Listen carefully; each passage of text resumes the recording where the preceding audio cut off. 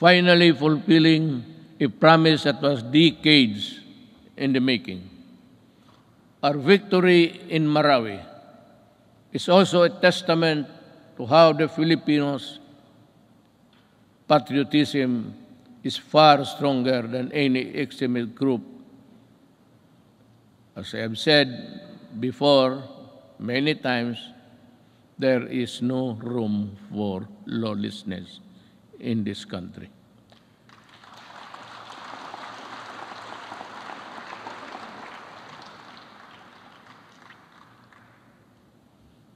Rebuilding a better Marawi remains today still not completed.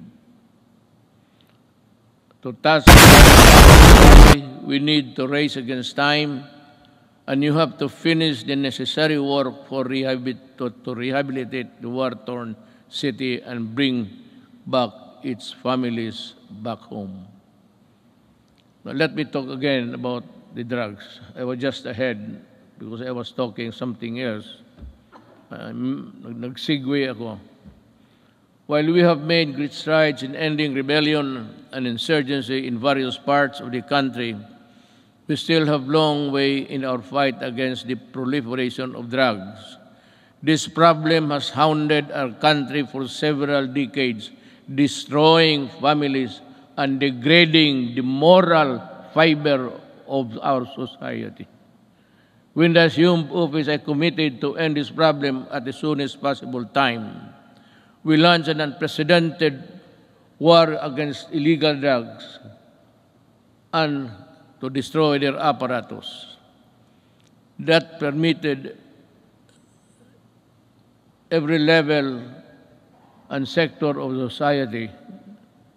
We waged war on the manufacturers, the financiers, the suppliers, the peddlers, and the entire syndicates, and more importantly, their protectors in government. We have rescued and reformed drug dependence because of their idiotic sense of decency. While interventions and building facilities not only for the rehabilitation, but also to prepare them to reintegrate into society. Our unyielding campaign led to the surrender of millions of drug dependents and neutralization, capture, and prosecution of thousands of drug personalities. The dismantling of illegal drugs and syndicates and the drug laboratories, the extensive drug communities down to the barangay level, and the cutting of narco politics. You know, allow me a little bit of your time. Wala naman siguro kayong lakad ngayon. Unless you want to, unless you have this appointment with, I'm sure hindi babae yan. That would be a sexist statement. Kung nagmamadali talaga, halos tumatakbo, babae yan. Kung naglalakad lang na natural, medyo less important yan. Ganon yan. Pero dito wala. I'm not making any sexist. I'm just saying the truth. What is the truth? It's there for all to see.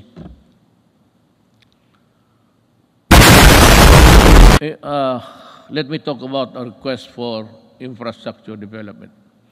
5 years ago, the first thing I made sure was to increase our infrastructure spending to an average of 5% of the country's GDP.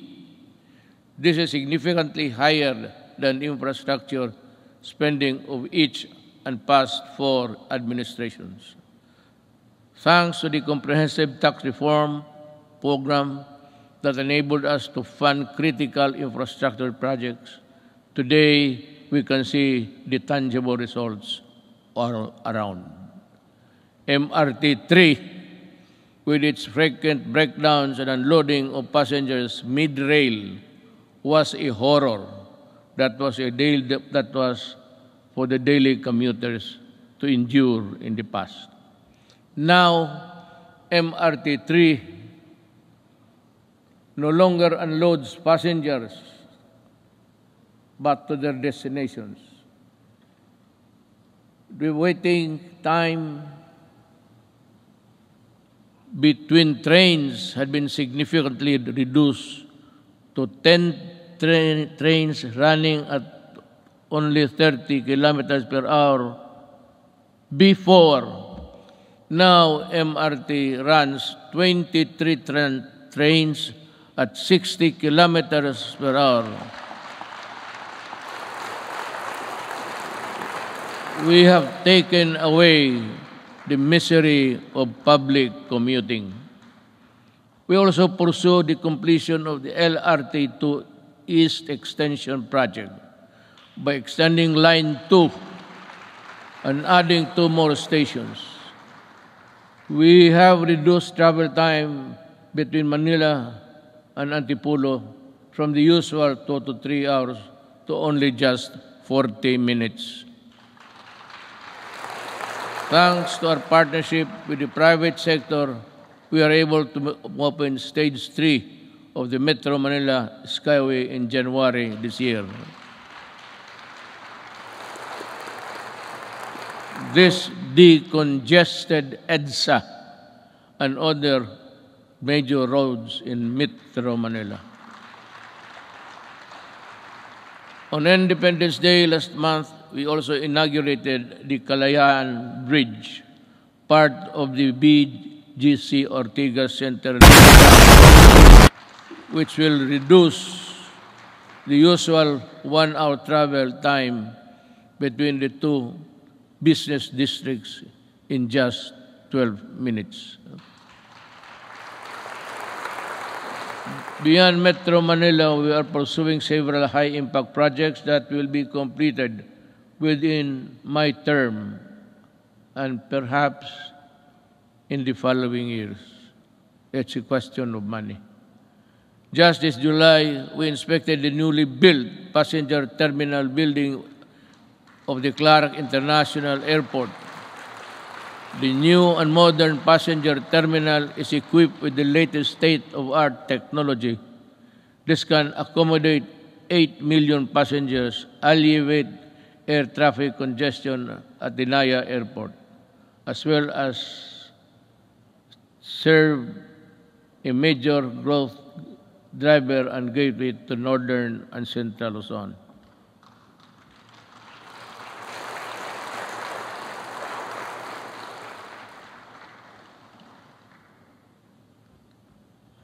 Madali man na magpakpak, ang basa ang mahirap.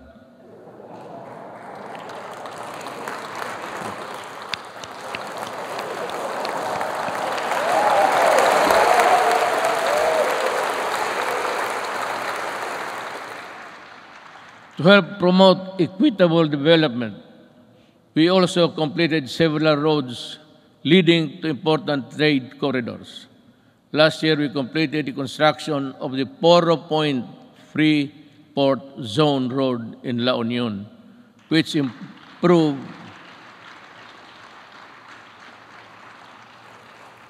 nakita na ninyo yan? Wala. Sige lang pakpak. You don't even have a picture of what I'm talking about, I'm sure. To improve access to prime spots for investment tourism in the Poro Point area.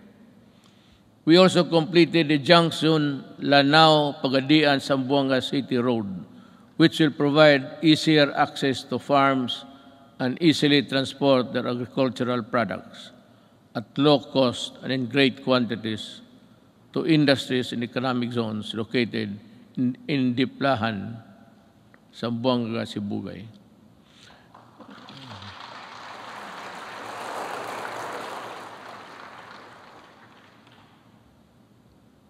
The Sorsogon City in Bicol, inuna namin yan kasi Mahal ko ang mga Bicolano.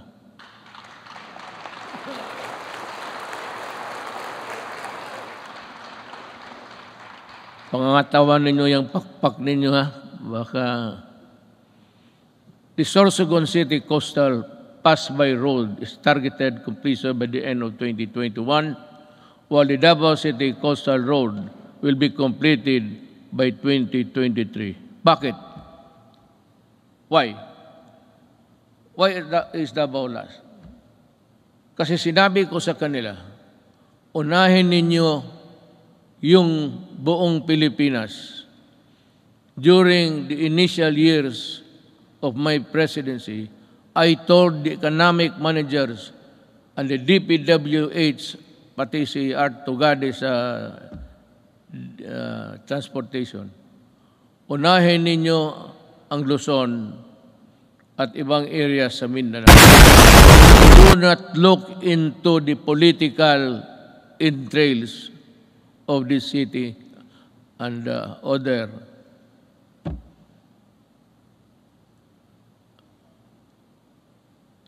provinces. Sinadya ko talaga na ipanghuli ang Davao.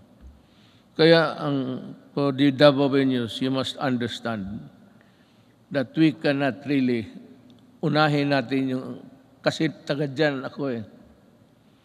Kung hindi ako sigurado taga Davao, tapos na yan, pareho ng iba. Kaya lang sinabi ko, make Davao the last priority. At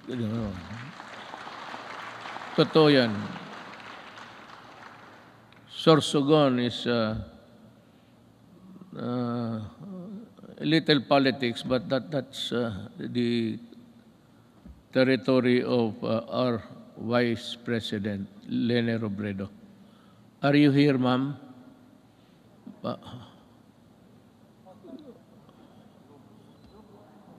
Zoom. Meron ho kayong Sorsogon at iba pa. We have inaugurated new highways and roads and skyways. We have bought new trains, and these are a testament that we have greatly eased the grueling experience of traveling and commuting.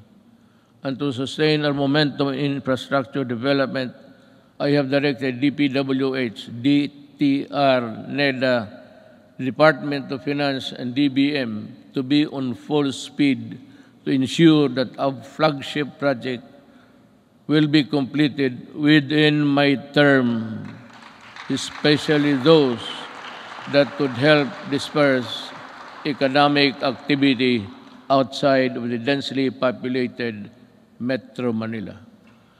I thus earnestly call upon our LGU and private sector partners to help us speed and go for the earliest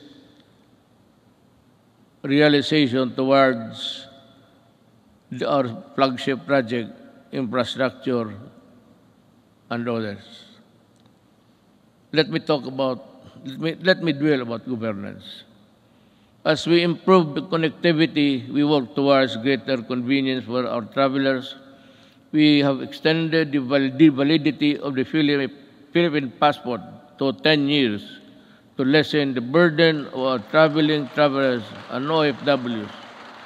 We have also gone beyond merely addressing the 3 million backlog of the driver's licenses in 2016. We also extended for the new cards of the driver's license to 5 years, and addedly, we shall begin the issuance of these driver's licenses within 10 years, which would be good for 10 years if there is no traffic violation. So, punta ko doon sa LTO, maybe you have a good sight. Merong ano yan eh. I think there's an examination there somewhere to test your ability to drive safely. and you go back 10 years after, and you think that you still have the good side, and your reflexes are still good. 10 years, maraming banggaan yan. Sigurado ako. After 10 years, after 5, there should be a stricter measure to issue the 10 years validity of a driver's license by imposing stringent requirements to test the essential functions of eyesight, then the hearing. Yung iba, hindi na nakakarinig ng serbato eh. And so, I have to, 10 years is too long. So I like it. It's good. But we should have, as I said, in 5 years, we should go there for a medical makeover. Tingnan lang kung kaya pa.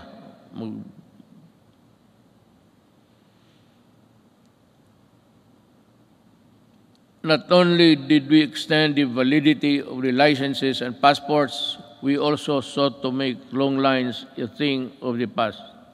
By streamlining government processes, these efforts are embodied in the Ease of Doing Business Act, which Congress passed on 2018. Thank you, Congress.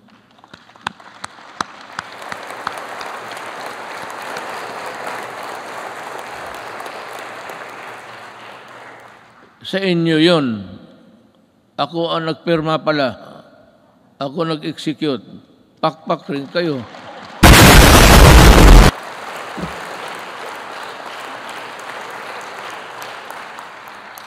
Dapat ganun ang SONA. Sabihin mo lahat. At sabihin mo na your, not really your qualms, but your misgivings somewhere there.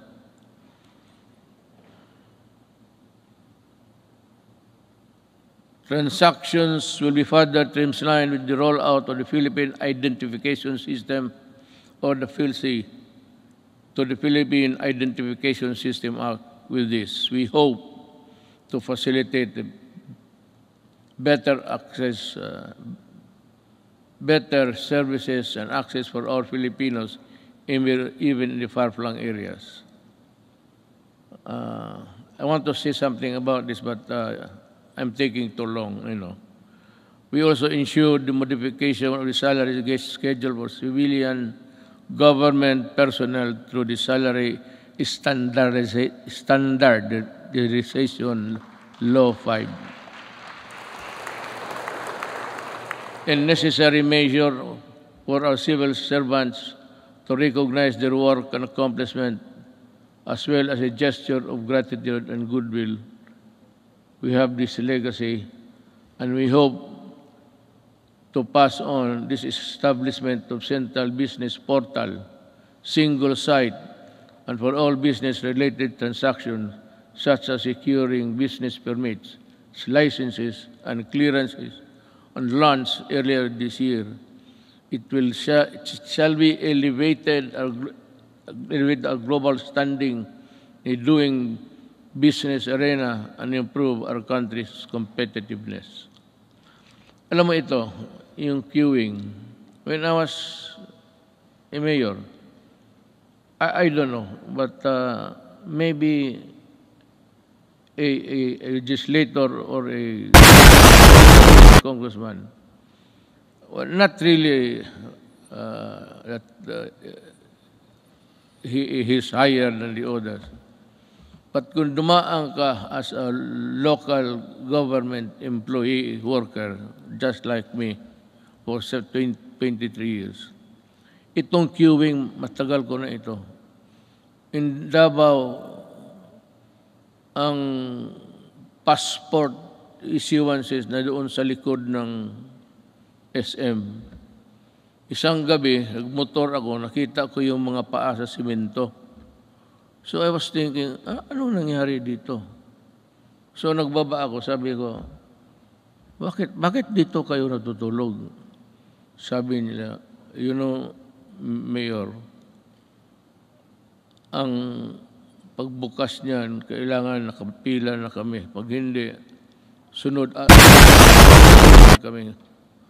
So, I called for the chief of office. And I said, look, I may not be the person above you supervising, but make sure that this thing will not happen tomorrow. As in tomorrow. Tapos tinawagan ko sabi ko, why don't you give cards? Kung marami sila paglinya, may maglakad na martial, ito, ikaw bukas, at 4 p.m. So you have to study the time and motion of people doing work. Sabi ko, ayaw ko dito sa Davao. Because Mindanao, nasa Davao ang issuances ng passport. So ngayon, pagka-presidente ko, sabi ko, ayaw ko nang makita yan. Not during my time. Not during my time. Maghanap ka ng ibang panahon. Ayusin ninyo yan. I do not want people queuing under the heat of the sun and rain. Kaya, sabi ko, di magbigay kayo ng card. They should go to one window, magkuha kayo kung kailan sila makabalik. So divide, I said, study your time. And the motion of, the process of. And dito nangyari na because I insisted. Today, there is no more queuing, especially in the National Office, Statistics Office. Nakita ko. Talagang, sabi ko na, either you fix the thing or I will resign tomorrow because I could not bear to see those people. Hindi sa panahon ko. Kung hindi ko madala, hindi ko man kayo mapatay, hindi ko kayo mabugbog. Ako ang alis sa gobyerno. Sabi ko, ayusin ninyo yan. Hindi ko gustong makita yan. Since 2016, the Office of the President has issued 138 executive orders, 43 administrative orders, 86 memorandum circulars, 52 memorandum orders, and 1,038 proclamations. These issuances have been integral guideposts government administration and development agenda. The Office of the President has demonstrated careful stewardship of the power by initiating reforms. We upgraded and improved the system and processes to ensure that it can provide the best service of the presidency and the offices under it, ultimately to the Filipino people. To further promote transparency and accountability in government, we also issued the Order of the Freedom of Information and opens the records of transaction, decision, issuances of all government agencies. In relation to this, we have also Presidential Anti-Corrupt Commission that is tasked to run after corrupt and erring government officials and bring them to justice. Alam mo, I don't know if you perhaps have come to know about this. I have yung pastillas sa airport. There were 43 personnel involved. I fired them all. Talagang binaalis ko sa gobyerno. Nagbalot mga ako ng pera sa pastillas. Sabi ko magbalot ka, lagyan mo ng pera. Kaya ito ang ipakain ko sa kanila. Tinawag ko, 43 of them from the immigration. Mabutit na lang nandyan si Justice Secretary Guevara. So that prevented me from doing it because kung hindi siya dumating, and I never expected him to be there, bigyan ko isa't isa yung papel at ipakain ko talaga yung pera sa kanila. Gusto mo ng pera, kainin mo. That is the best way of... Then you fire them. Customs 73 plus 42, and every day you have about... We have dismissed about 200 government personnel. But some I did not allow the publication because may mga pamilya eh. So of late yung sabi nila na wag na lang kasi nasasaktan yung mga...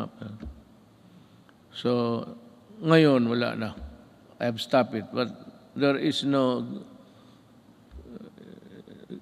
saying that we cannot reimpose it again for all of these idiots. I still have about a year to go. I will reach you somehow. But corruption is endemic in government. You cannot stop corruption. Nobody can stop corruption unless you overturn government completely. If I were the next president, if you think that there's really a need for you to change everybody in the system, then you declare martial law and fire everybody and allow the new generation to come in to work for government. Kung hindi mo ganunin, walang mangyari. Nandyan, it's in the system. Kagaya ng drugs. Sino ba naman maniwala na 9 generals sa police were into trafficking of drugs? And because they are policemen, the charges simply just, disappeared. Because the prosecution, the investigation, which form part of the vital documents in court, wala, nobody was investigating because they are also policemen. Kaya yan kahirap ang Kaya gusto mo, itong mga to, talagang the only way to do it, just call them and say, look for another job. Don't.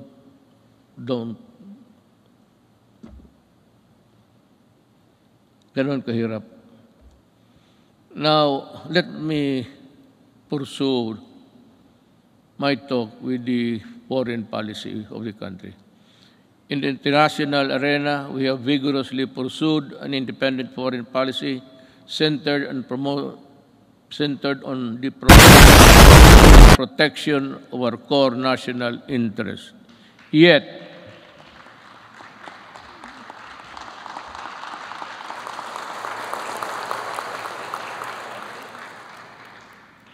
sigurado kayo sa pinakpakan ninyo?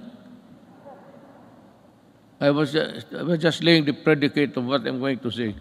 Yet, we continue. I will just give the cue, then you clap your hands. Yet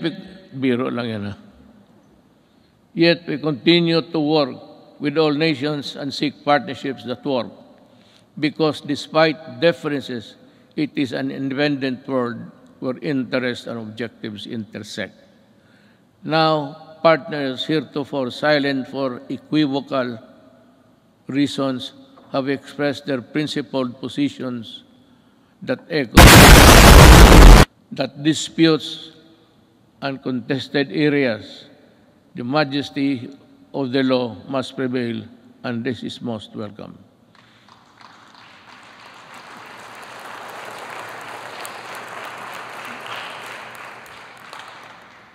To our friends in ASEAN and around the world, thank you for supporting my government, my country and people, where it truly matters.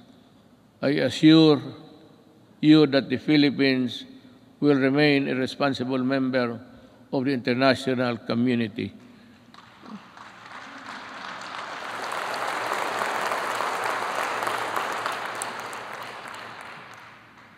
and we will work with you to achieve our shared objectives.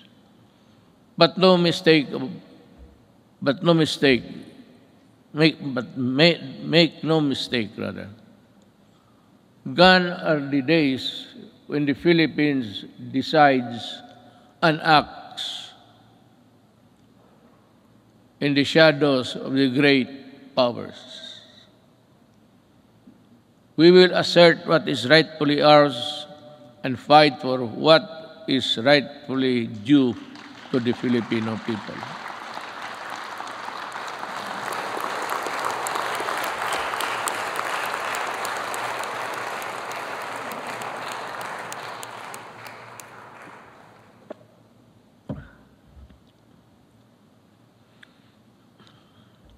We do not have any suna every day. Now is as good as any other time to just let it out from puso mo. This is why we sent back container vans of garbage, because our country is not a dump site.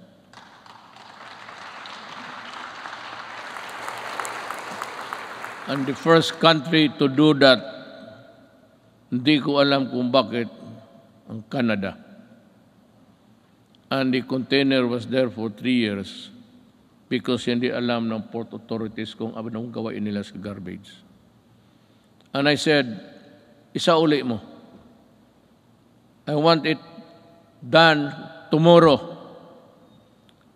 Those containers must be out of our country. Pag hindi kayong lahat, all of you in custody, I'll fire you. That is a good ground for dismissing people for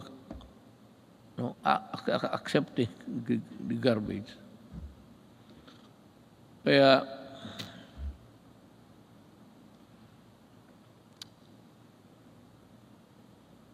may isa pa. Pero let you in the story.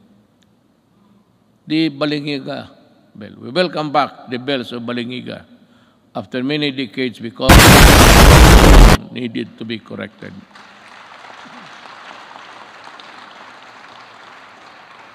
The deal was, I would say, I am in bad faith. Sigurado yan. I will admit it. But this is the real story. The Americans, former soldiers, war veterans, went to see me, I think it was in Aguinaldo, and some military men. And in no uncertain terms, they said that you have been invited by Trump to go to America. Have you decided to go there? I said, no. Why? Because I do not like the way that you are treating my country. Why? I said, for one, and there was the clamor now of Balingiga. You return the bells of Balingiga. So that's a war really sacred also to the soldiers. Then it is more sacred to us in addition to the religion, the Roman Catholic Filipino Church. The church. Sabi nila, why would to make a deal? Si Hogan, he is around. He's a CIA agent. Sabi niya, isauli namin, pupunta ka, because I said earlier in my presidency, there will never be a time that I will go to America. Itong mga media mahilag mag-udyok ganon, bakit ka hindi punta? O arte mo lang yan. Sabi ko, then you watch me. Gusto ninyong malaman. Sabi ko sa Amerika, yes, I might consider going to America. So, well then. O sabi ko, work on it. Ano in just 2 months' time, they told me that the ship carrying the Balingiga bells are on their way. could deliver it to Quezon. You remove it, you put it back there, kayo mismo. So tulong-tulong sila doon, nabalik na. And Hogan said, so when are you going to go to America? So I do not have the time. But I will go there. Nung malapit na, hindi na talaga ako pumunta. Well, how about your promise? Well, I lost time to do it. I cannot do it now. Pero talaga, in my mind, and the Americans might know it, there was never in my mind a trip to America. Ngayong Balingiga, sabi ko,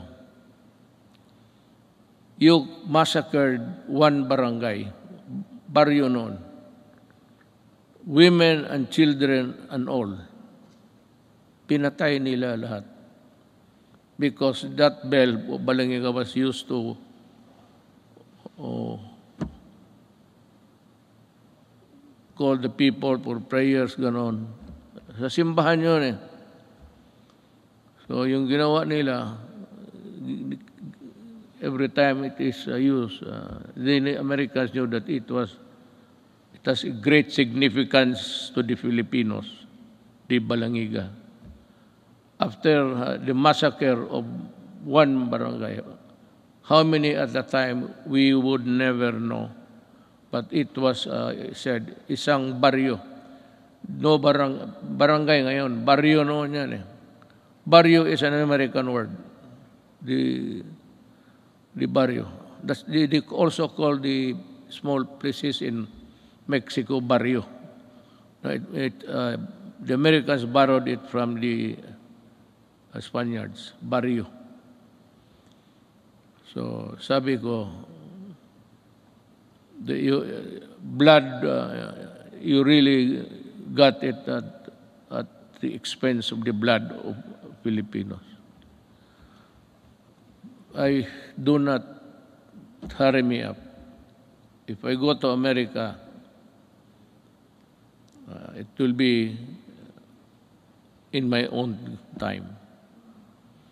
Pero actually, wala ako. I have not been to America for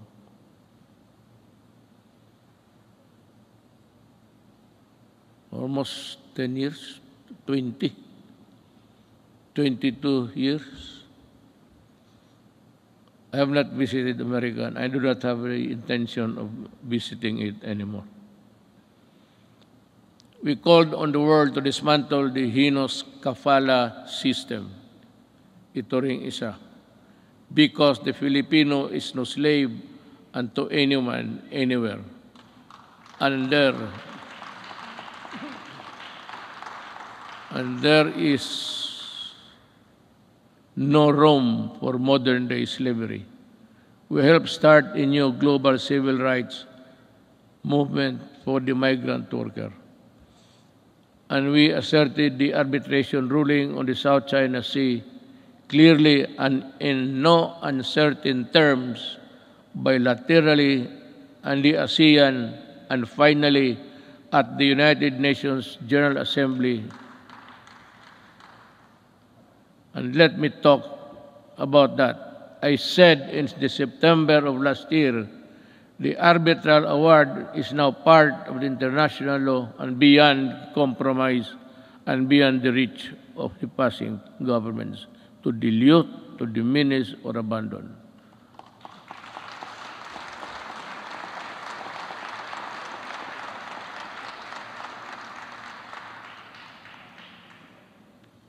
That is the problem.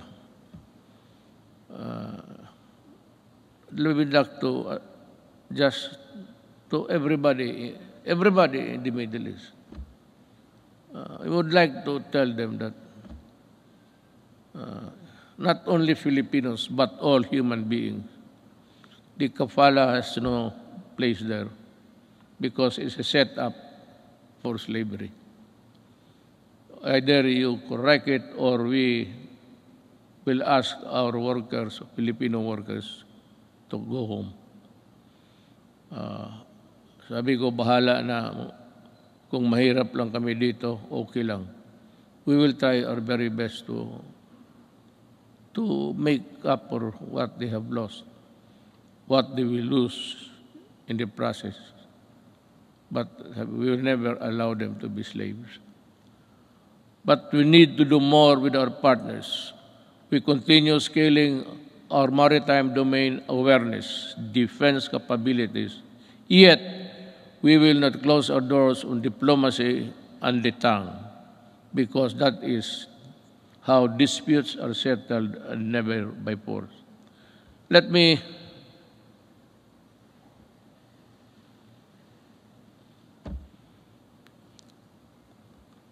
alam mo, I respect the opinion. You should be aware by now of how I talk, especially on matters of crucial matters that involves the country. Ito bang arbitral ruling? I've said it I think in the later part of the speech. I said that what's your problem in the arbitral ruling? America and some Filipinos, brilliant Filipinos, I would say, keep on pushing for something which I really do not know. I have made a speech before the UN. Nakasump lang rin, nandito lang ako. Hindi ako pumunta doon. But in that speech, I laid down the bare, sabi ko, ng ating administrasyon. Ano pa ang gusto ninyo? What will I do with a document that is not bind China because they were never a part of that arbitration? There was really no arbitration at all because it was only the Philippine side was served. Well and good. But ito ngayon, that there is the arbitral ruling, you know, I do not want to insult these people pushing me for something more than what I can handle. At anong gusto nila makipagira? Do something. What do something? Do you want war against China?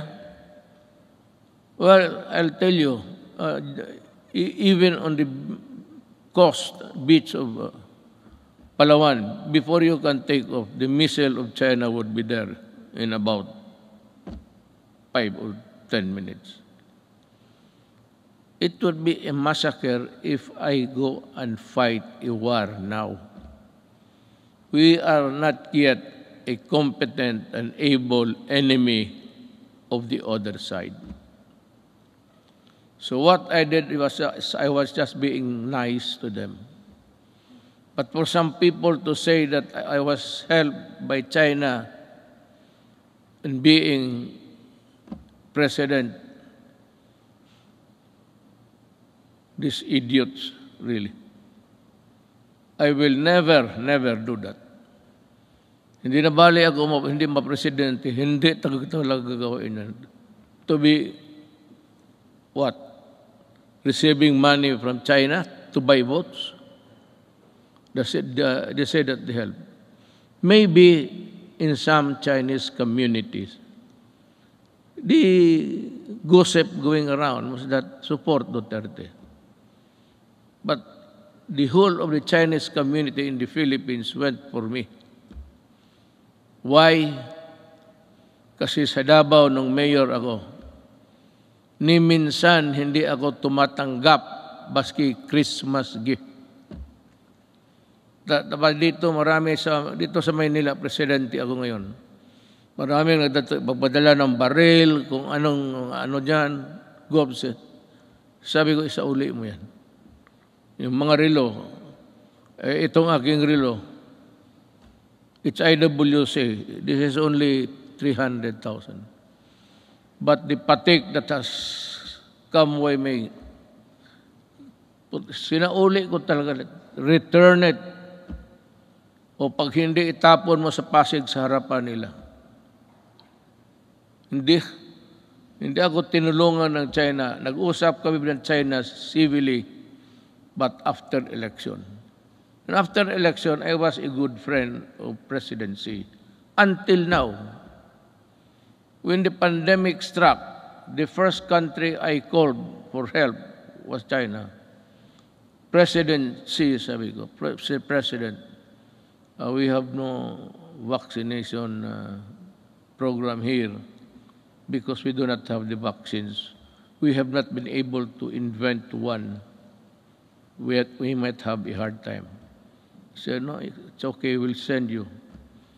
And he sent us, I donated about 1,500,000 of vaccines. Ganon, kaya sabi ko, ako, lalo na kami mga Bisaya, mabigat sa amin yan, for us Bisayans, yung utang na loob, mabigat talaga yan. Hindi mo mabayaran ng ano, pero pag may utang na loob ako sa iyo, you can be sure that I will be your friend, a true friend, and die for you. Pero ito, China mag-die, bakit ako magpakamatay dyan? Sundalo ako, ubusin ko. How can we fight China? Do we have the weapons? Do we have the everything? Now comes America. They say that if the attack is against the Philippines, they will defend. But they issued a statement that America does not meddle in conflicts involving the boundaries of other nations. And if America has to go to war, you would have to go to Congress to get, American Congress to get that authority to go to war. That is why many presidents, hindi na lang, it was just not an error, a mistake, a malicious mistake. No president has ever been punished for attacking nations, getting into a fight with nothing. And if they come here, well, ang problema kasi nandito na yung Balingiga, sa uli na lang natin, uli. Maybe I'll just return and pag ito it's no big deal to here to bells. Ring it until you die. Fulfilling my promise to our coconut farmers and the Filipino people, my administration has worked with Congress to pass the Coconut Farmers and Industry Trust Fund Act.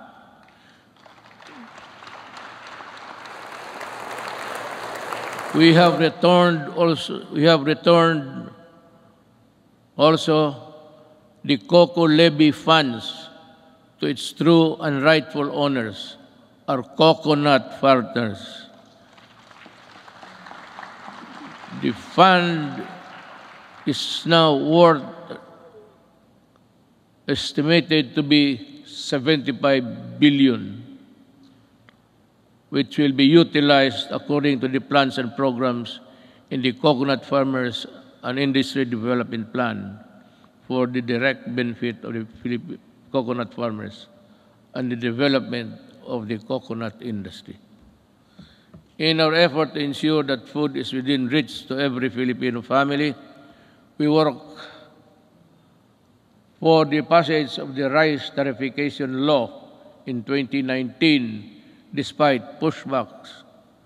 This resulted in the stabilization of rice supply and food prices and the proceeds from the tariffs that enabled us to provide our farmers with modern machineries that increase their yield and sustaining growth agricultural production. We also fulfilled our promise to improve free irrigation. That was the first promise I made in San Miguel, Bulacan when I was campaigning. The farmers invited me to go into the farms inside San Miguel, Bulacan. And we had a sort of a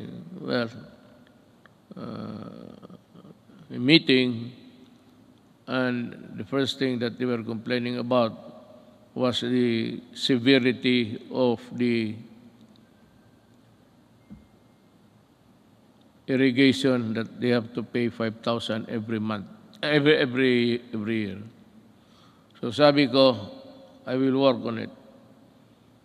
Free Irrigation Service Act of 2018 is the product that now lowers the cost of agricultural production, especially for poor farmers. We also work to ensure that households have adequate supply of clean water, potable and affordable water. It's more than a commodity. It is vital. It is a vital public good. This is why I used my political capital to fight vested interest behind disadvantageous water service contracts that burden consumers with unjustified water rights prices increases. With the signing of this concession water agreements, concessioners, consumers will be protected at least until 2037. Ganito yan eh. There is this concessionaire, dalawa. Ayaw ko na lang I will not mention names. Pero this is really what happened. Ang dalawang concessionaires, one in the south and the other one is north.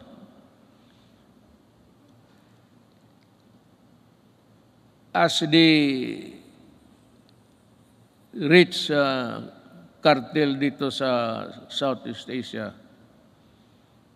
ang kinakapture nila ang electricity pati tubig.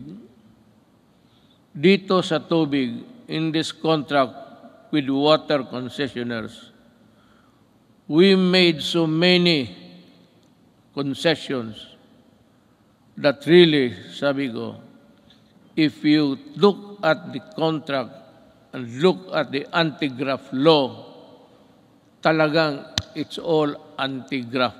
All of the sentences, even the period, and question mark there. Bakit? Sila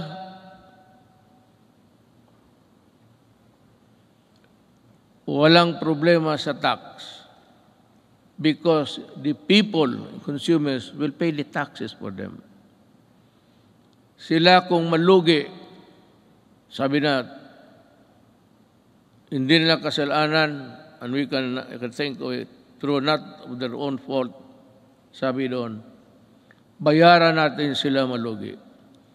We pay for the tax corporation nila. At sila ang mag-decide kung i-increase nila o i-decrease nila ang water prices. The regulators, itong mga regulators sa Pilipinas, walang magawa, and they acceded to the contract. It was really,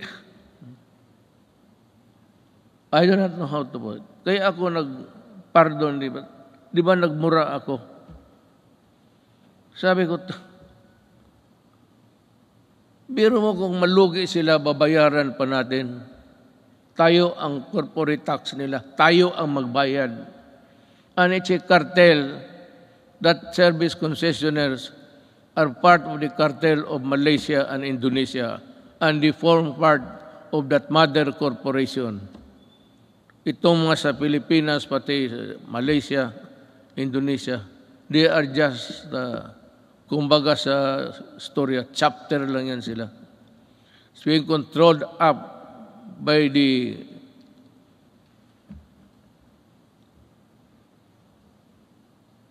kaya sabi ko, wala ito. I told them, I told Dominguez, tell them that I am no longer honoring the contract. Meron pa doon, payment of itong tax, water treatment plant to be constructed in the Harrison Plaza site. Yun ang pinirmahan natin. So, 1997 up to the present, or up to the month that I blew my top, nagbabayad, ewan ko kung ngayon nagbabayad, there's a, sa water bills ninyo for enhancement of quality water. Ang ibig sabihin, water treatment. And they were collecting since 1997. So until now, how much of the Filipinos' money are with them for nothing, not even for a song? Kaya ako, if there is something, hindi naman proud, but if there is something someday that my children will say, what have you done for my country? Sabihin ko, sila. Talagang inupakan ko sila. Sabi ko, ayaw ninyo? You do not want it? Well, okay. I will just confiscate your system and call the military to operate it. I will exercise the eminent domain and expropriate all of your assets here. Kasi gagawin ko.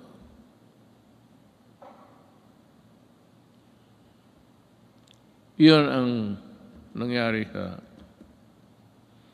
So that sinabi ko sa military.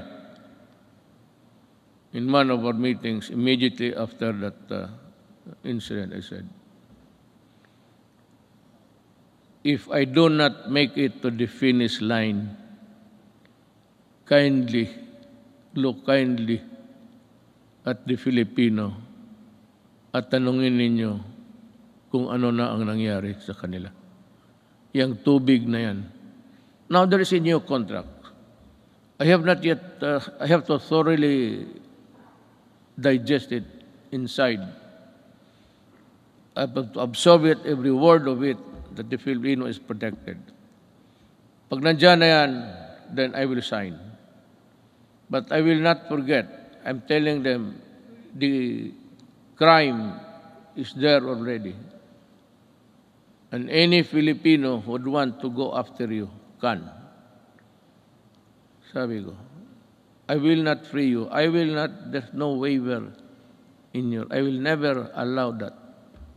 Just make a new contract. Just realize every day that I can call you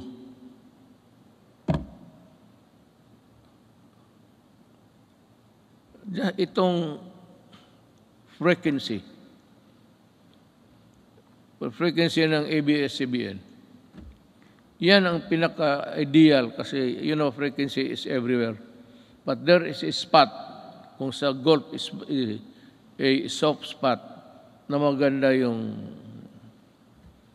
Wala akong problema sa ABS-CBN. They got my money, I'm not for that. They wanted to return it when the case blew up, but they printed all the garbage, including my daughter as a drug trafficker. Nilamon ko na lang lahat yun because I never wanted to appear vindictive. But itong they are cheating government by the billions in taxes. And they still want that frequency because yan ang pinapag-awayan. No. I will give it to a Filipino na gustong magawa ng tamang unpay because isa ABS-CBN, even their equipments were imported tax-free. Kaya talaga ako hindi magpapayag. They still owe government billions. In the contract dyan sa nakalagay doon, 4 hectares. So ang binabayaran nila 4 hectares sa property tax. Suppose occupying 40 hectares. That complex there. Pero ginamit nila na papel, yung 4 hectares. Yun lang ang binabayaran nila. Kung hindi ba naman, kaya ko sila inaway. Well,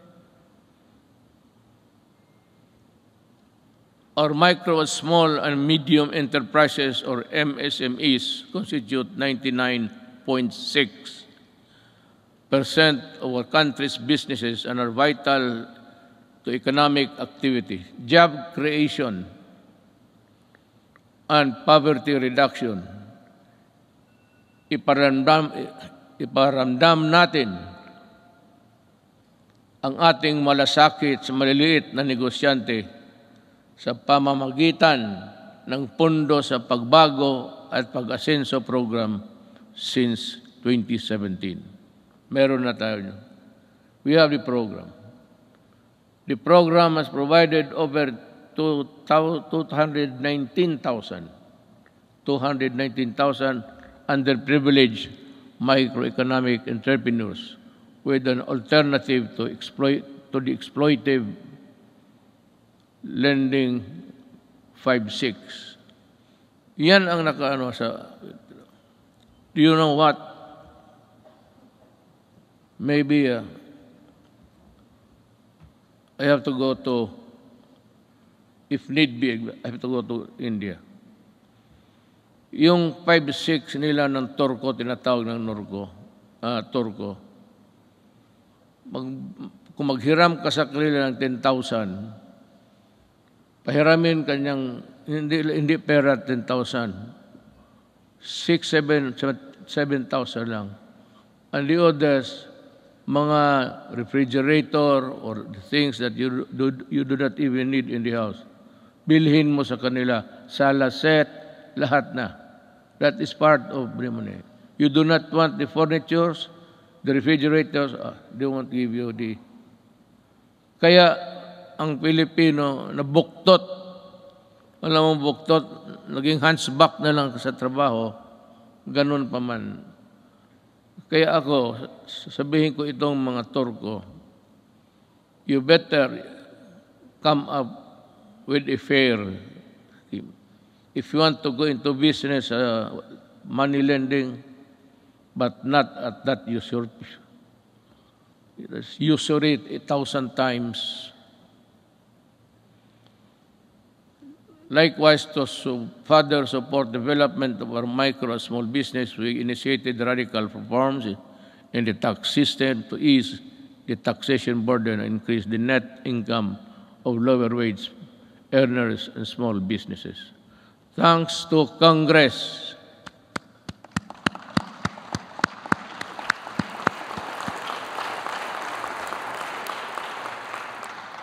Yan, hindi pa ninyo alam, ha? Sabi ko lang, thanks to Congress and our revenue-generating agencies, our tax reform sustained our economic growth from the third quarter of 2016 to the fourth quarter of 2019, which made the Philippines one of the fastest-growing economies in Asia until the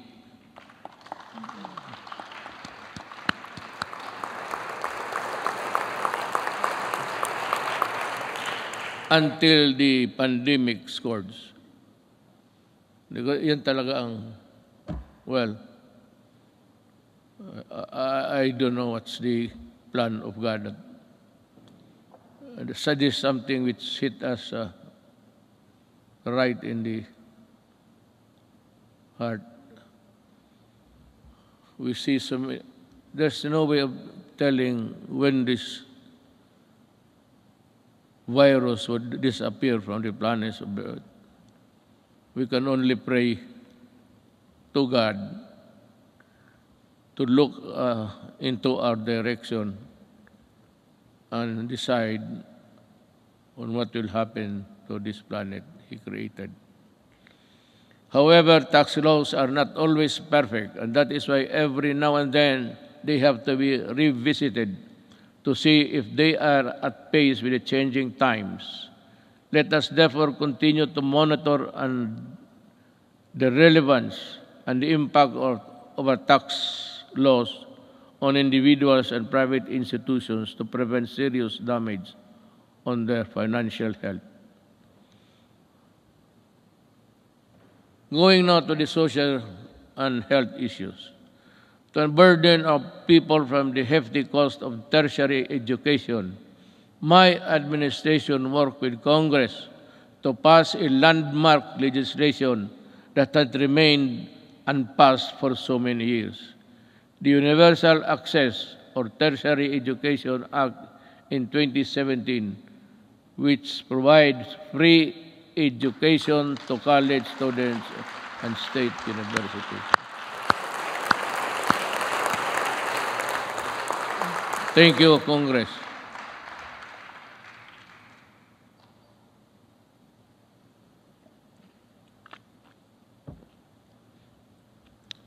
We also passed the Universal Health Care Act in 2019, and to supplement this, I also signed into law the Malasakit Centers Act in 2019.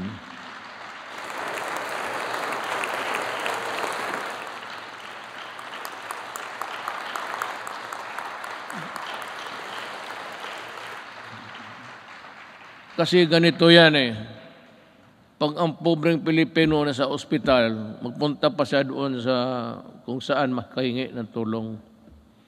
So, ang ginawa, just like in Davao, ginawa namin, yung lahat na kailangan, yung internal revenue, kung nandyan, business permit, dyan na lang sa isang lugar, medisina, kunin nila.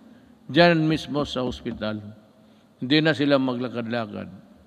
And to me, that is one of the most, let me find the right word, a poignant act of Congress and of the Executive Department.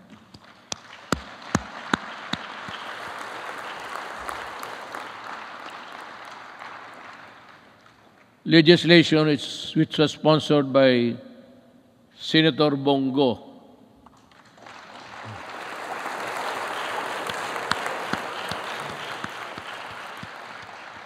If you feel like standing up, you can, Senator.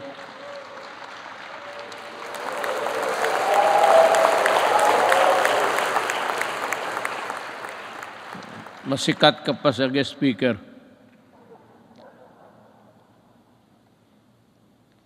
Unburden our peoples with the tedious process of going to various agencies and offices in order to avail assistance from government. I am pleased to report that we have already established 130 Malasakit centers across the country.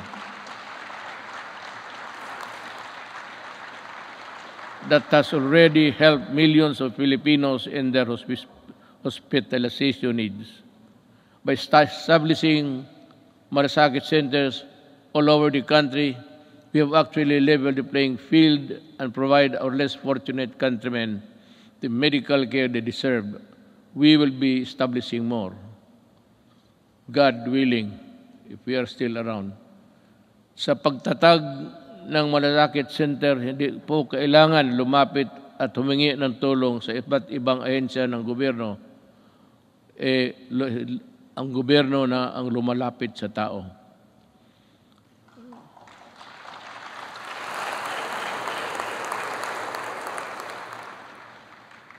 So let us talk about COVID. It's mentioned everywhere in the speech, but what's this goddamn virus is? I have to admit, back when I decided to answer your call and run for higher office, never did I imagine that my presidency would not only be judged by how I made good in my campaign promises in fighting illegal drugs, criminality, corruption, but how well I led our nation during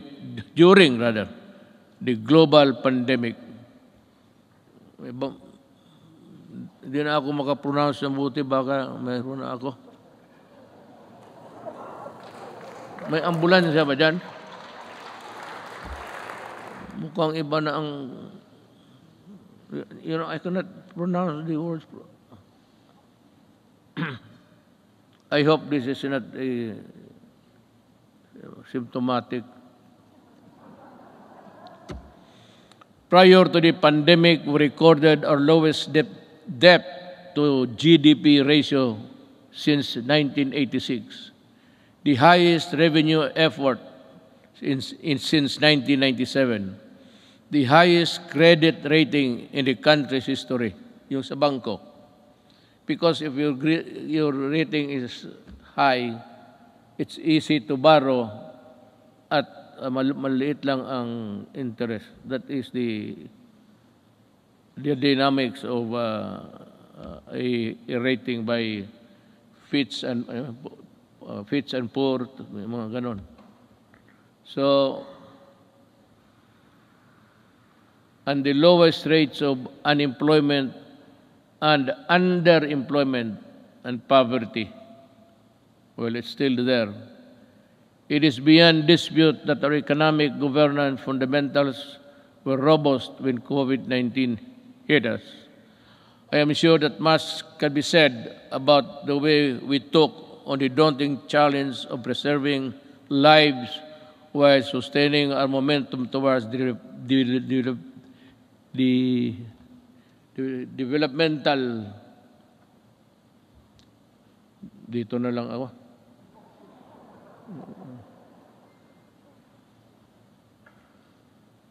goals. Naturally, we prioritize saving lives. Buhay muna bago ang lahat.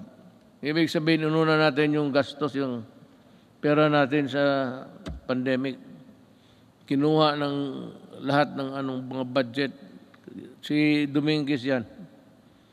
Yun ang ginamit ninyo sa Bayanihan 1 and 2. Doon natin kinuha yung pera. We move quickly to safeguard the well-being of every Filipino through preventive and responsive health and safety measures and broad inclusive social amelioration programs, or SAP. Thanks to the support of Congress, we launched the most extensive social protection program in our country's history with the Bayanihan passage of Bayanihan 1 and Bayanihan 2.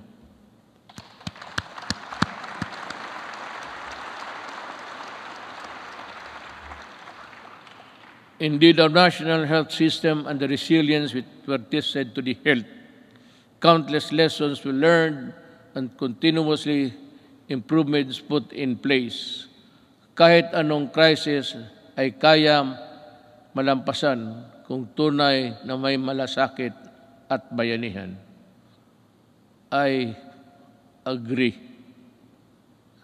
At the early stages of the pandemic, our testing capacity was very limited. Recognizing the importance of conducting more tests to ensure early detection and timely isolation of confirmed COVID-19 cases, we ramp up our testing capacity. We now have more than 260 accredited laboratories nationwide, which is still capable of conducting at least 50,000 tests daily. All regions now can conduct their own COVID-19 tests. To take care of mild and asymptomatic cases, we established over 9,000 temporary treatment and monitoring facilities across the country, with a total bed capacity of more than 140,000. Together with the local government and the private sector, we quickly established mega quarantine facilities that could accommodate more cases. Modular hospitals and quarantine facilities have also been established nationwide, especially in Metro Manila. For our severe COVID cases, our tireless health workers will continue to ensure that you are provided with the best care around the clock based on the latest development global best practices. Our health experts continue to actively participate in the search for safe and effective COVID-19 medicines. With the help of Congress, kita mo sa lahat, I never said, wala kang magiging that I developed caused the construction of a bridge that is nowhere to be found today. Yung ako sa inyo talaga, with the help of Congress, we passed 13 measures that establish the new and improved the capacity of existing hospitals around the country to provide quality care and services. Our people, especially amid the ongoing pandemic-19. This includes establishing new medical facilities in Mandaluyong City, Bacolod, and Davao Occidental, increasing bed capacities to existing health facilities. In Quezon City, Ilocos Sur, La Union, and Palawan, the upgrading of health facilities in that area to include Leyte.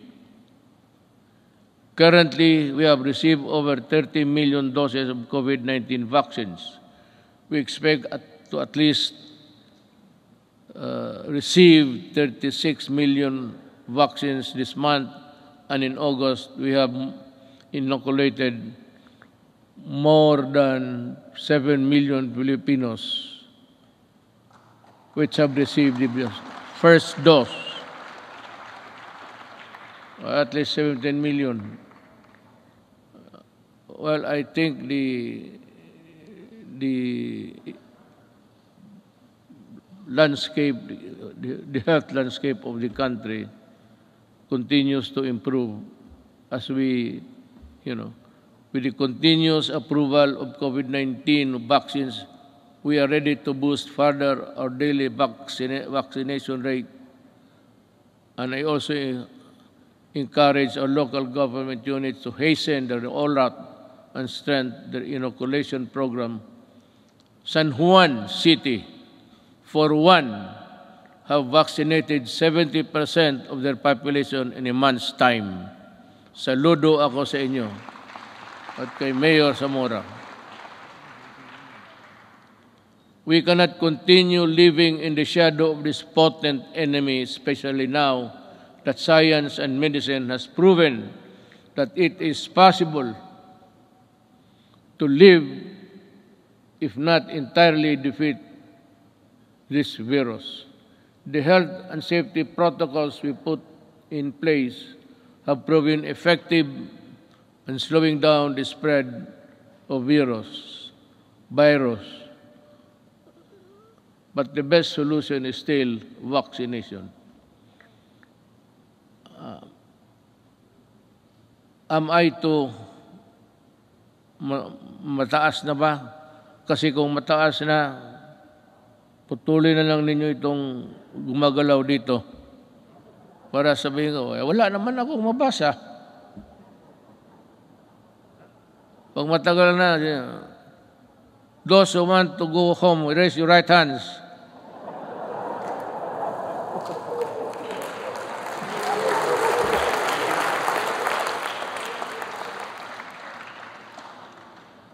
Pati si Monsignor, wakang taas niya kamay niya. That is why I implore our countrymen who are now in the list of sectors to be inoculated to get vaccinated now.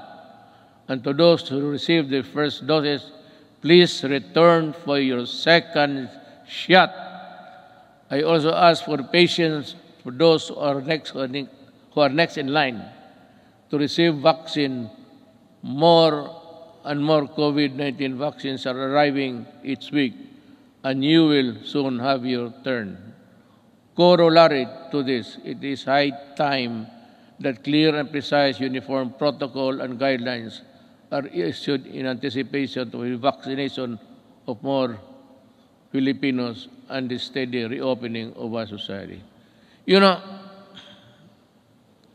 pagpasensyahan niyo ako, I ask, I beg your kind indulgence. But I have to talk about something which would affect us all. It seems that this government is too far away from the people. Yung serbisyo talaga na totoo. Nung isang araw nakita ko, I do not want to know what place was that. Ang mga tao nakapila. And they said that they were there at 4 o'clock. Lumalakas yung ulan, sa payong lang sila. So nanonood ako sa report because I listen to the report every morning. Makukuha mo sa mga radio station yan eh. So I was having breakfast. I was listening to their TV. At nakita ko yung mga tao nakapila doon, malakas ang ulan. Sabi ko,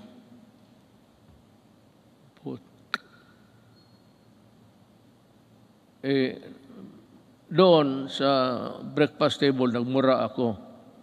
Pero dito, good boy man ako kay may mga religious dyan. Baka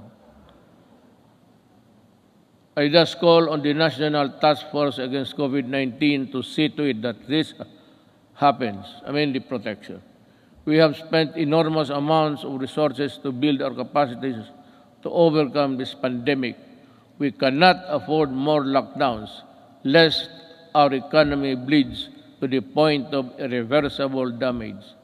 Balitan ko bakit mo papilahin? At sabi kasi doon, libre lahat na, wala nang So nagpuntahan yung mga tao, nagpila, kasi wala nang lista-lista.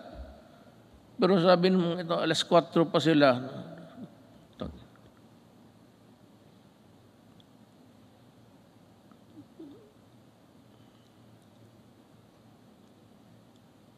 Hindi lang ako pwedeng alam mo sa totoo lang, hindi naman ako nagyayabang.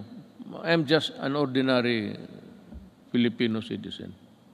Just like you, I get hurt when people are nearly almost brutalized. Bakit hindi ka magkuha? It's rain time. Malakas ang monsoon, southwest monsoon, dumadaan talaga sa Pilipinas. Gamitin mo utak mo. You should look for a gym. At bigyan mo lahat ng tao ng number. Hanggang dito lang po dito.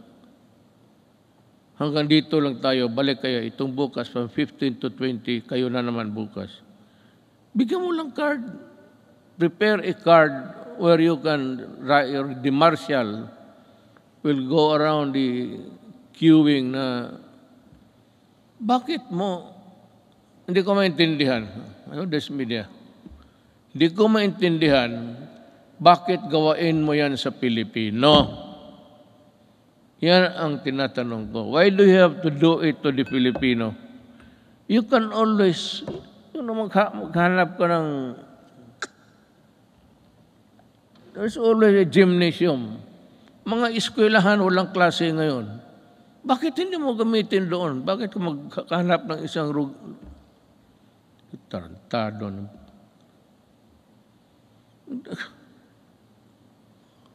Kaya lang ako, well, it is to my chagrin, because gusto kong lumabas itong PSG lang na ito ang, sabihin ko sa inyo, huwag kayong magpresidente. Ito, wala talagang, sabihin ko, maliit ang sweldo. Wala ka. If you're not there really for the, mag-corrupt ka dyan, well, it would make you a billionaire overnight. But kung magtrabaho ka lang ng ganito, ako presidente, gusto kong lumabas doon, sabihin ko, hoy mga, bakit ganito to? Bakit ganon kayo ka-stupido?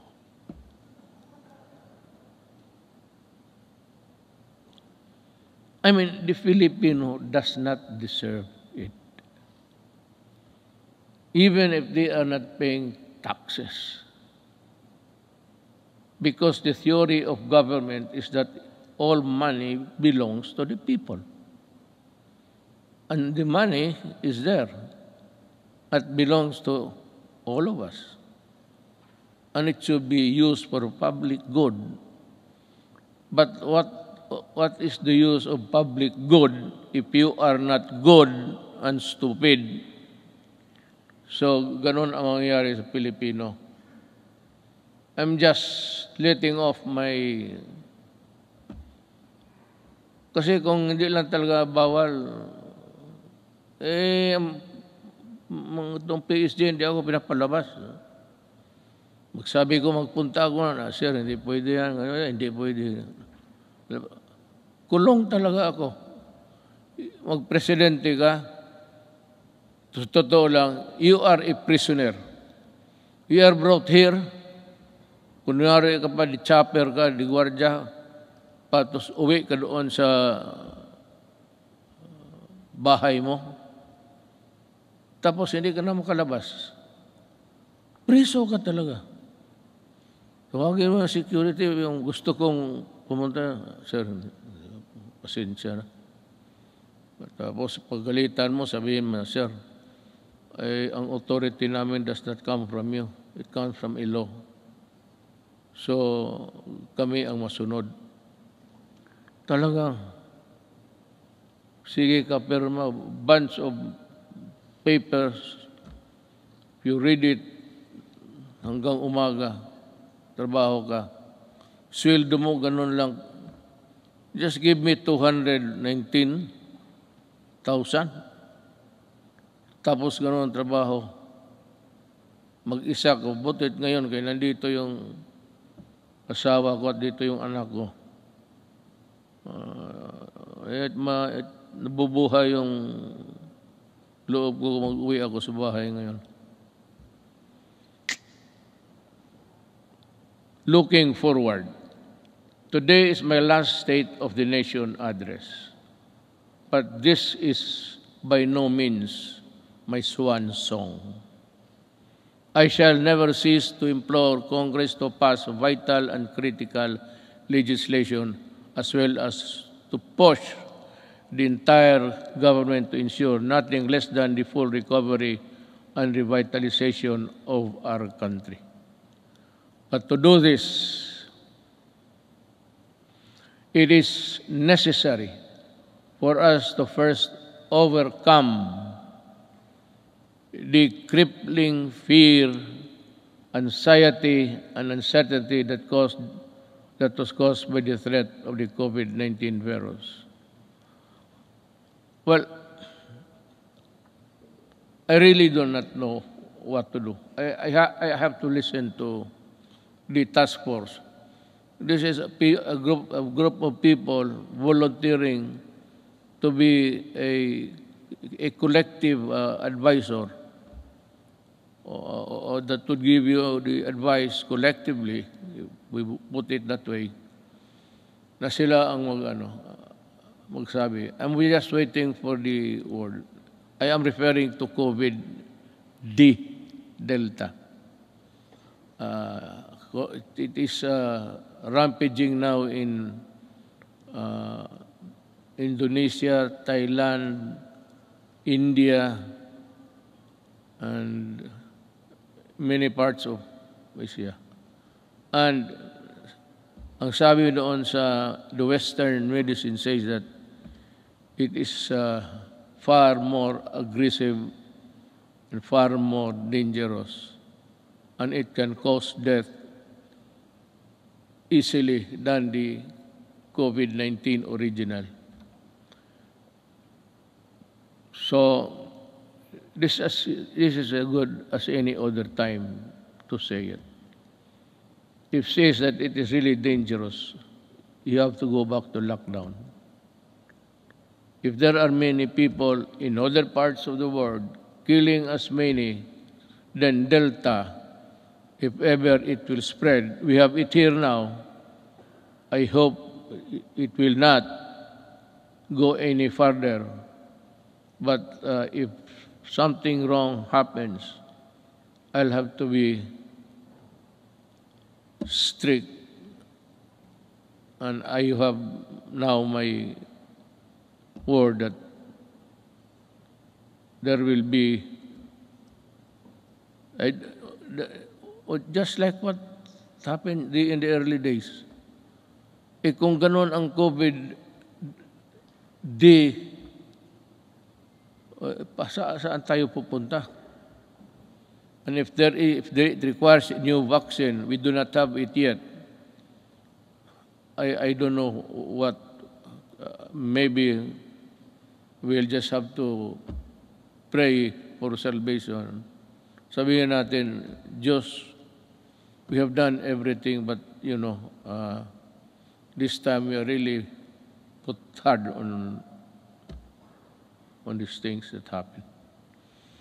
Rest assured, we will exert every effort to ensure the lost livelihood of our affected countrymen. I have recently signed an executive order creating a task force that will shepherd the country's national employment recovery strategy. The task force recently partnered with the Employers Federation of the Philippines to implement the reforms Rebound and Recover program that aims to vaccinate qualified workers to fill in more than 1 million jobs. These jobs will be created by business association in the fields of construction, information, technology, POP, and electronic to our business association. Thank you for joining in our effort to bring back lost income opportunities for our workforce. Another important component of our employment recovery strategy is the retooling of our workers to prepare them to better job opportunities. Since the start of the community quarantine, over 1.5 million availed of the TESDA's free online training program. I am directing the National Employment Recovery Strategy Task Force, particularly TESDA, to ensure the upskilling of our workers and increase their employability. I expect the task force to work double time, not only to recoup job losses, but more importantly, to rehabilitate the economy and help our hardest hit sectors. Through COVID-19 assistance to start enterprises or CARES program, we released 988 million pesos worth of loans to over 14,000 enterprises, Bayanihan 1 and Bayanihan 2. Released 2.9 billion pesos worth of loans to over 12,000 enterprises, including our displaced OFW enterprises in the tourism sector, to help them start or sustain their business amid the pandemic. Along this line, I would like to renew my call to Congress to immediately pass the amendments of priority legislative measures such as the Foreign Investments Act, the Public Service Act, and the Retail and Trade Liberalization Act.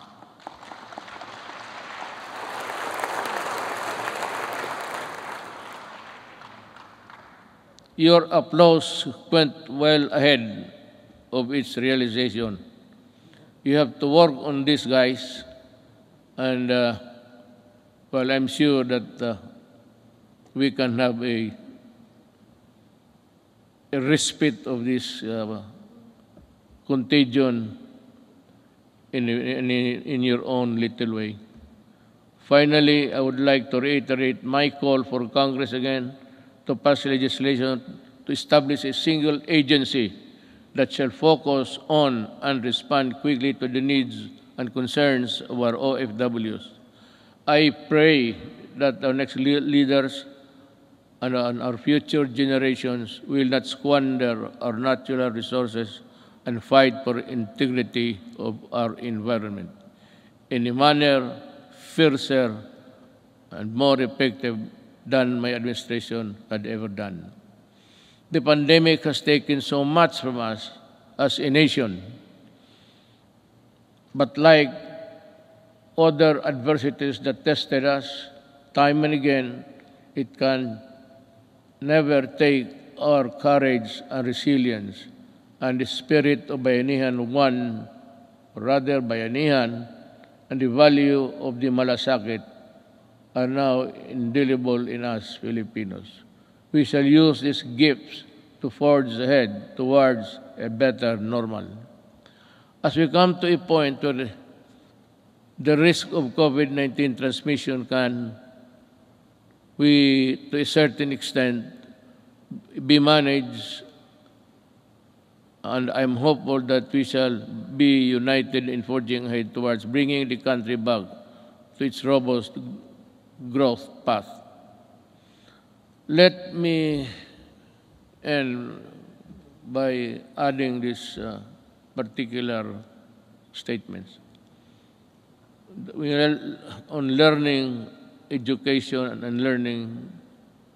Despite our inability to conduct face-to-face classes during this pandemic, we remain determined to deliver quality and accessible education to all.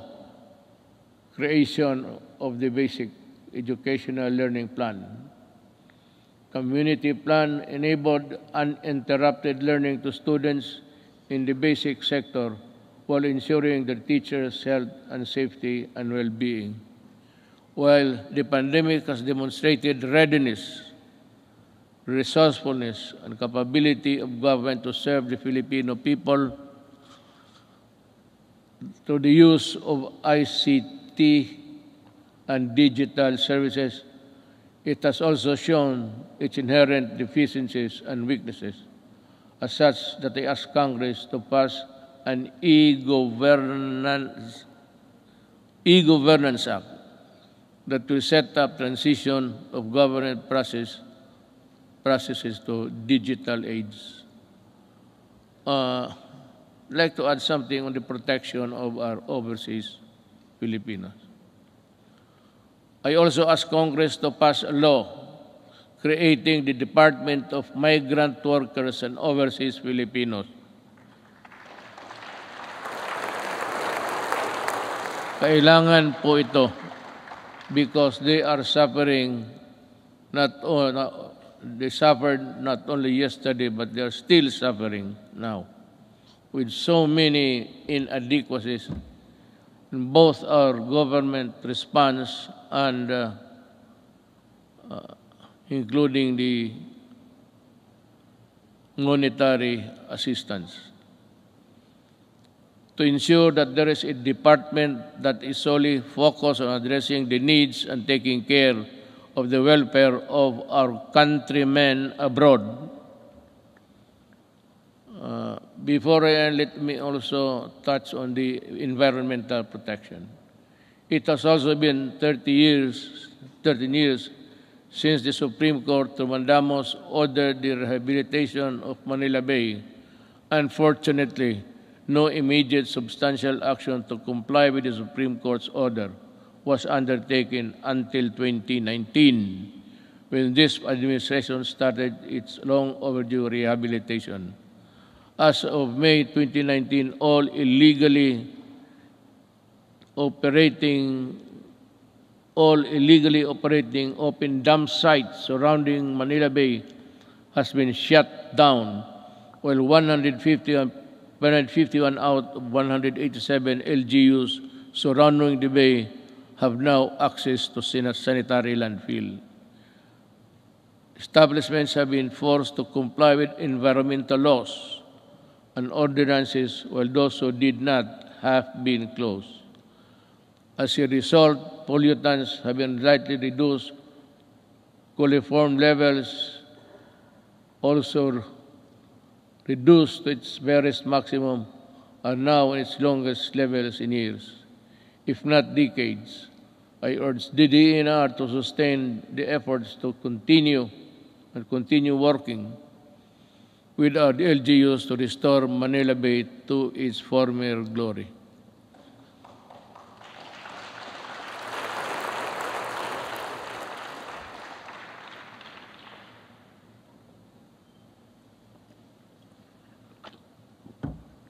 You know,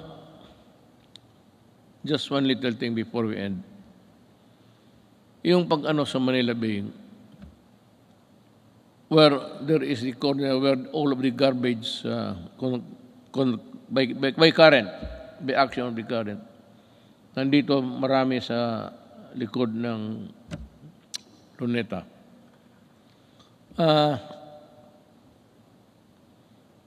Ginawa natin yan at nilagay tayo itong yung puting basto na which is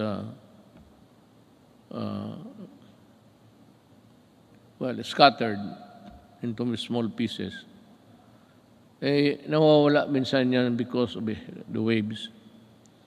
So every now and then, we still have to replenish because we cannot change the nature of our shores. That is how it is. It is not a permanent fixture there, doliform. It is there from the mountains, and we break it down and bring it to the sea. But that would occupy that place, irrespective of there is a high tide or low tide. Nakakatulong yan. At nawawala yan. And the only way to do it is to replenish it until we can think of a good alternative of how we can process the whole thing back to its normalcy. If there was really normalcy at that time or at any other time in the past. On the resilience, again, dinagdag ko na lang ito. So time is good, and as any other time again to ask you, in line with this, we hope to pursue the creation of public entities dedicated to managing emerging and re-emerging diseases. I thus fervently ask Congress to enact a law creating the Center for Disease Prevention and Control and the Virology and Vaccine Institute of the Philippines. We must have them. Baski gaano natin kahirap, however poor we are, I think that the Filipinos, given the proper support and the things, the equipment that they have to use, we can, I am sure that the Filipino brain can also process or make vaccines in the future.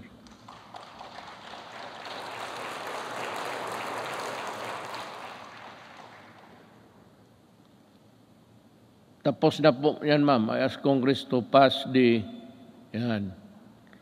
Disaster Resilience Act that will create the Department of Disaster Resilience. Let us also, pagkatapos ito, ma'am, ikaw yung unang tao na mag-congratulate sa akin, ha? Kaya ako nagka-utal-utal dito dahil sa iyo. Let us also pass the law implementing the Fire Protection Modernization Program to bolster the readiness of our firefighters and ensure their ability to respond to fires and disasters. Related to this, importante ang trabaho ng bombero, maniwala kayo. They must also be there during a disaster happening. Let us also push for the mandatory establishment of education centers in every city, province, and municipality throughout the country, which shall provide the basic needs and assistance to all evacuees during times of emergency. Now, there is now the conclusion. Sabi, ay, salamat. Potsang Duterte to. The lights go out for this administration 11 months from now. The work that we started and expected to finish within constitutional time frame of 6 years has been told. Much was so for, but we need not despair. Desperation is a feeling alien to the resilient Filipino. A peaceful and prosperous Philippines is no longer a distant dream, but one that is within our grasp. If our future Filipinos would also do it. If they would continue and would seize the opportunity to work together.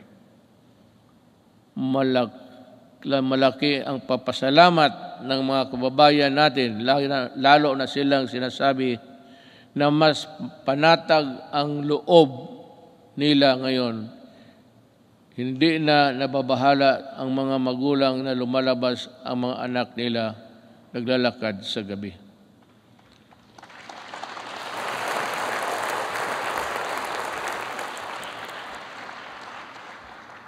I will not elaborate on anything. You can draw your conclusion. Alam mo, when the Filipino, a father, a mother, or a child naglalakad sa gabi at siya ay kagaya ng iba, even in America, you go into the inner cities of LA and New York, Washington, D.C. There's a corner there, they say, do not go there because you'll not come out alive. Ganon, kung hindi maglakad na sila, puro takot na lang ang nasa loob nila, ma-hold up sa jeep, tapos pati yung taga-ombudsman na buntis, patay pa, pati yung bata sa loob ng tiyan. But just to get the money to buy shabu. Because when the monkey is riding on your back, yung katawan mo hindi mo na that is why you need to higop, sip. Kailangan mo maghigop at kailangan mong pumatay pag wala kang pera. Hindi naman talagang papatay. Maybe not. The mind is not ready for that. But in the struggle, you put up a struggle, if you are the owner of the money, talagang papatayin ka kung hindi mo ibigay. Yan ang ayaw ko. Kaya nung na-mayor ako sa Davao, ganito, mga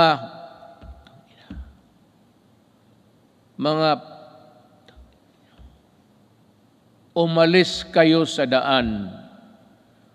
Yung daan, yung public transportation is for public good.